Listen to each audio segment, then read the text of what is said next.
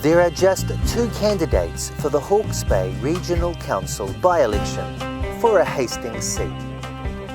And if you think former councillor Tom Belford is the favourite against first-timer Jacqueline Taylor, think again. Because last year they ran against each other for the Hawke's Bay Power Consumer Trust. Both fell short, but Taylor received over 800 votes more than Belford. What makes you special? Why should people vote for you?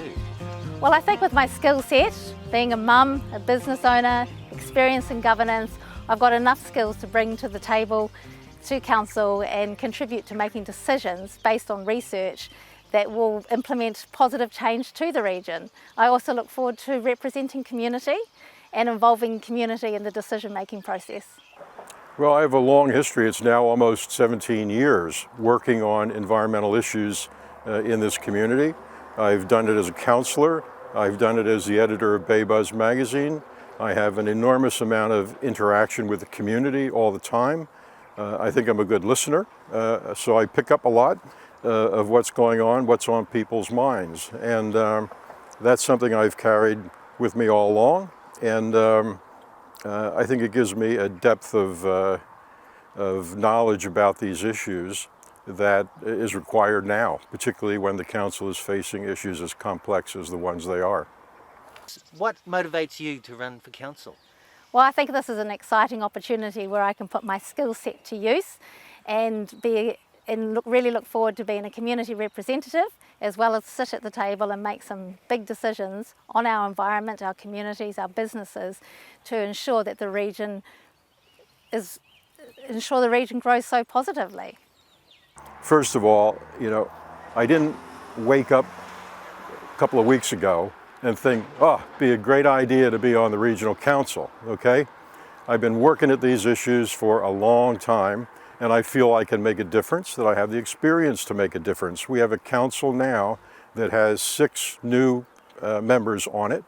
If my opponent is elected, that'll be 7. And at the same time, we have hugely difficult issues sitting there in the balance of this term. So I don't need training wheels. I can jump in, I can serve out a term and make a contribution from day one. What's the biggest issue? I would really like to see the council continue their good relationship with Tamata Peak. I think we are so lucky that we have Tamata Peak available to our community. Tamata Peak is a real taonga, a true gift, and it gets visited by over 1 million people a year.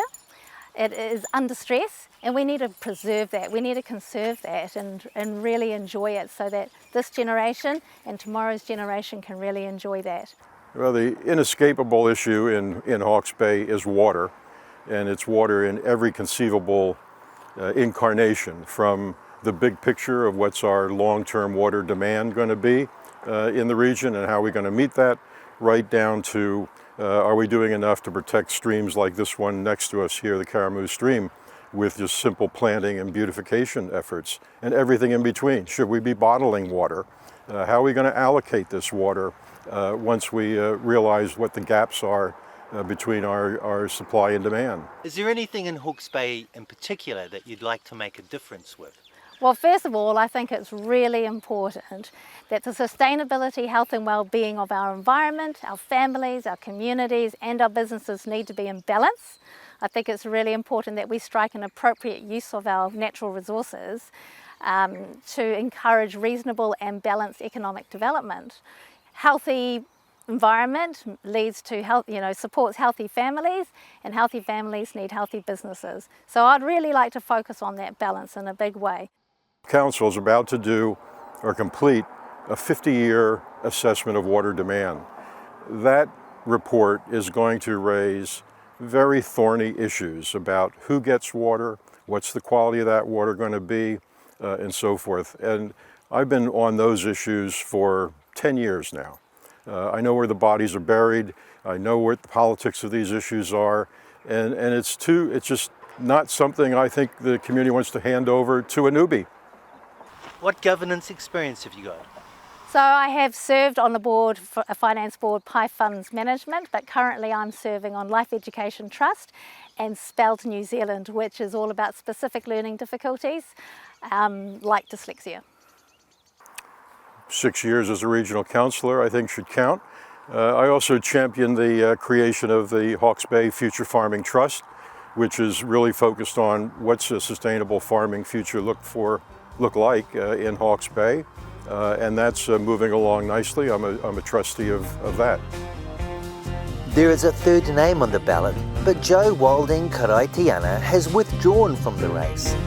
A race made necessary after Council Chairman Rex Graham resigned.